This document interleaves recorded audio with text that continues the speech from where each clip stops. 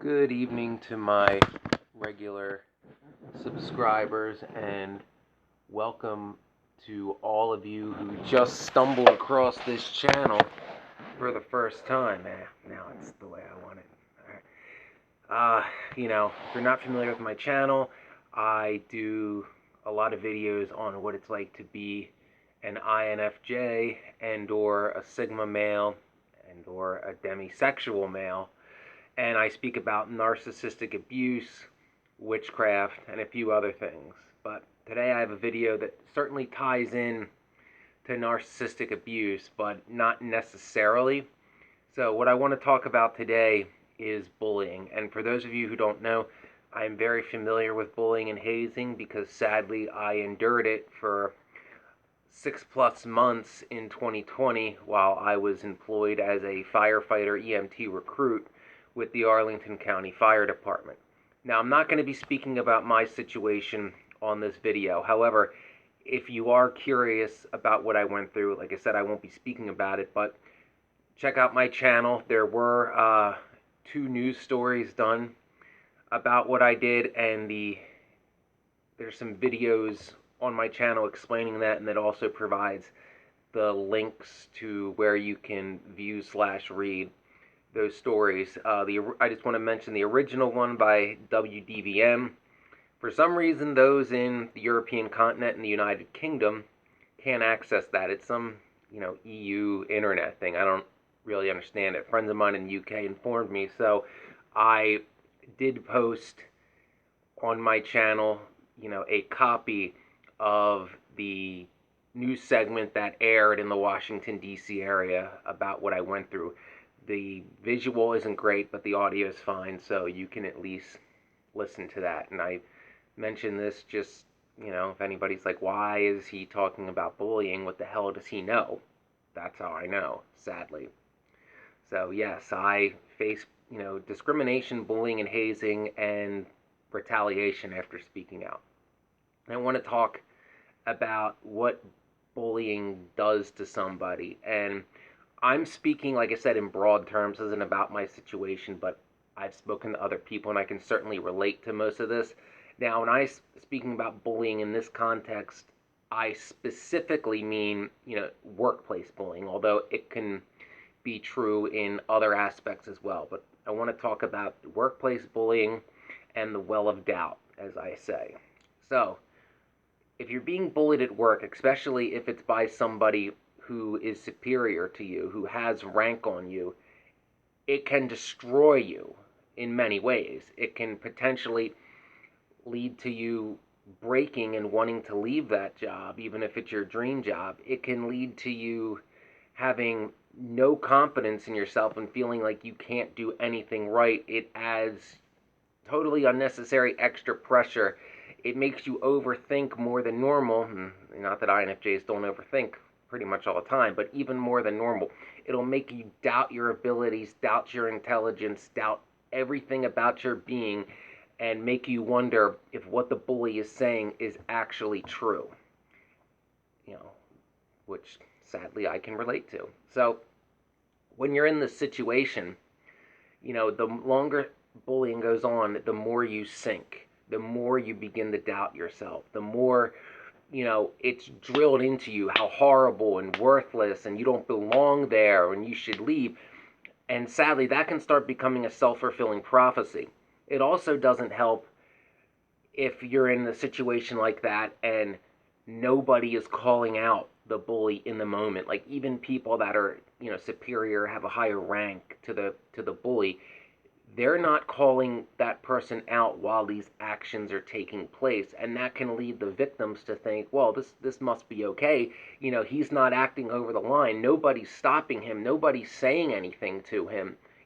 This must be something I have to endure in order to get where I want to be in this career. And that happens to people in all kinds of careers. Yeah, it's pretty prominent in, like the military field, as well as paramilitary professions like law enforcement and the fire service, but it can also be seen and with a sexual twist in some industries, specifically the film industry, which I've never been a part of, and the modeling industry, which I was in for a few years in the mid 2000s. And I can certainly say that, bullying with a sexual nature is very prominent in that industry, especially if you're female. And sadly, most guys aren't going to, try to help you because they're worried about their own career. It's very unlikely for a young model to get into a physical altercation with a well-known photographer over sexually assaulting a young female model, but I can say it happened at least once. So, when dealing with bullying, what do you do? Well, talk to your peers in private. You know, unless all your events are happening with nobody else around, people are going to see what's going on.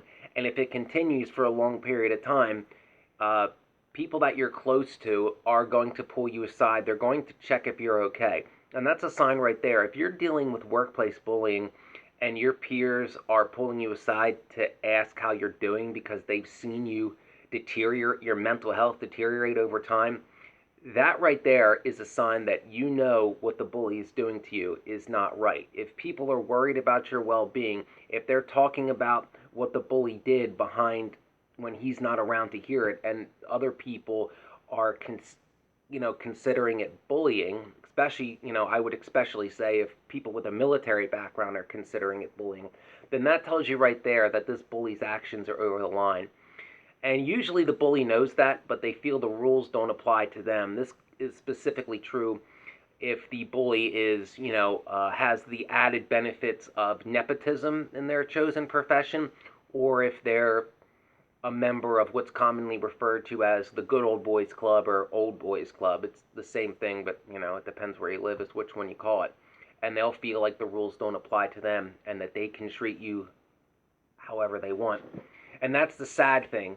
If you're in a workplace environment like this and it's a profession you've always wanted and you're being treated like this, you are afraid to speak up for a couple of main reasons. One being that you're basically told that you can't say no. You're basically told, whether flat out or implied via action and the refusal of others to stop this treatment happening to you, you're basically told that you can't say no and that person can do anything they want to you and you have no rights. And if you dare speak up, you'll be out of that profession and blacklisted forever.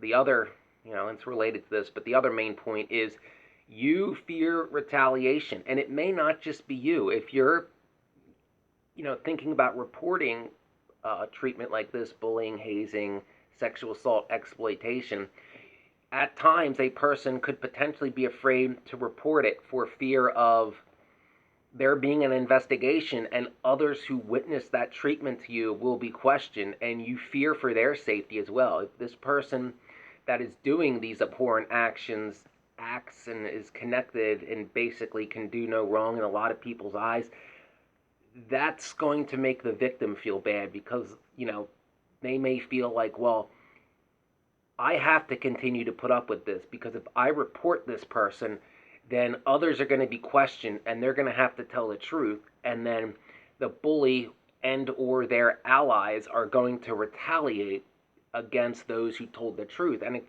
especially if you're dealing, like I said, with a good old boys or an old boys club type situation, you especially fear retaliation because even if you have a mountain of evidence against the potential bully, you could face retaliation against other good old boys that people don't want to hold accountable or have connections to not be held accountable potentially. Again, I'm not speaking of any specific scenario, but I think if you're watching this video, you have sadly been a part of or witnessed or heard about, instances that are within this concept, and you understand the environment that I'm trying to relate. Make sure if you're in a workplace bullying situation that you find somebody you can trust and you confide in that person about what's really going on and how you're really feeling, and do your best to report that person as soon as possible. In most instances, they'll be whatever industry will be required to at least do something. However, if these investigations of incidents like this are done internally, I personally would fear that it'd be swept under the rug, or people wouldn't be held accountable, or people that thus retaliate against you, if the bully does get held accountable to some degree, they won't face any disciplinary actions for that retaliation. So I would suggest, and obviously it's up to you, but take into consideration that if you do have the bravery and integrity to report a person of instances like this, and you should, because very rarely are you somebody's first victim, and if that person is never held accountable, it is extremely unlikely that you will be the last victim. And I don't know about those of you watching this video, but I, given what I went through, I don't want anybody else to go through what I went through, and I want to do everything in my power to change the system in order to prevent that from happening, or at least make it fairly unlikely that it'll happen again. So after you report the person, I would go, seek potentially legal counsel, maybe even speak to the media. Speak to somebody outside that industry, outside that job, that can potentially have your story held and get it out there so that it can't be swept under the rug by the good old boys club. Make it so they have to, it's out there. People know about it, because most people won't approve of actions like that, and they will be forced to hold somebody accountable, as somebody should be, for their actions, regardless of how many years on the job they have, or who they're friends with, or if they have past and present relatives within that profession. As you probably can tell, I'm not a fan of nepotism, especially in public sector jobs, because those jobs don't belong to any family. Just because your daddy was a cop, it doesn't make it his police department. Taxpayer dollars pay for that. So in those situations, again, speak to those you trust before you speak up to, like, it does help to know other people have seen what you went through, and they also acknowledge how wrong and inappropriate it is. But the biggest thing is to take care of your own mental health. Usually when you're in a situation like this, you don't know at the time how much you're deteriorating. You're getting through it day by day. It's not like flipping a switch. You don't like deteriorate all at once. People around you will probably notice your deterioration more than you will, because you're in survival mode. You're convincing yourself this is something you must endure in order to get where you want to go or become what you want to become. And you're, retreating in your own mind, potentially using tactics like dissociation to survive it one day at a time, and you don't realize potentially that it's progressively getting worse. You think you're getting through it. You think you're doing okay. You're dealing with it. Those around you, especially if they knew you prior to these actions taking place, will very much see it, and they will probably suggest that you seek some form of mental health, which I highly recommend you do, because even after bullying stops and you're out of that environment, the mental effects that happen due to enduring something like that don't go away just because you're not being treated like that anymore. It's, especially if we're talking something that goes on for months, it's probably, though I'm not a mental health professional, but it is, a strong possibility that you may develop post-traumatic stress disorder, as I did. And you want to get treatment for that as soon as possible. Even if you think you don't need it, at least take the time to speak to a professional and get evaluated to see what that professional recommends. Get a second opinion if you want. But yes, bullying is like a well of doubt. The more you're told how bad you are, how incompetent you are, that you don't deserve to be there, the more your confidence sinks, especially if you're in like an entry level uh, position in this profession, and somebody with 10, 15, 20 years is telling you this, and they act as if that profession is their club, regardless of you earned your right to be there. They decide, they feel like they can decide unilaterally, like, no, you don't belong in my club because you're not a good old boy. You're going to be extremely hard on yourself. Others probably will notice that. But get some impartial opinions. If you're worrying about your own performance based on, what a bully and their enablers are saying, speak to somebody who, at least in private to you, admits that that treatment that you're going through is inappropriate, and ask for their opinion on how your job performance is doing. Even or especially speak to somebody with a superior rank or title to the one bullying you, because that's pretty honest feedback too. Like if you're in the police department, let's say, and you're being bullied by a sergeant, but the lieutenant, who's ranked higher than him, says you're doing fine, well, then you're doing fine. If the person of higher rank says your performance is fine, it doesn't matter that some narcissistic uh, sergeant who doesn't want you in his club thinks. I know it can be hard because sometimes in these situations, the person bullying you is your immediate superior. Trust me, I know. But you have to try to deal with the situation as soon as you can. I recommend keeping a journal of the incidents, like if you're being bullied or exploited at work, keep a journal, write down that day what happened, the approximate time, and who witnessed it. Because if you're afraid to speak up at first, it's just going to continue to get worse and worse until you speak up. And then when you finally do, it'll be in your favor and the favor of others that could potentially face retaliation, to be like, this is what happened, this is when it happened, these are my witnesses if an investigation takes place. I just wanted to get a video out there and let you know that, do not doubt your own abilities if you're facing bullying and hazing at work.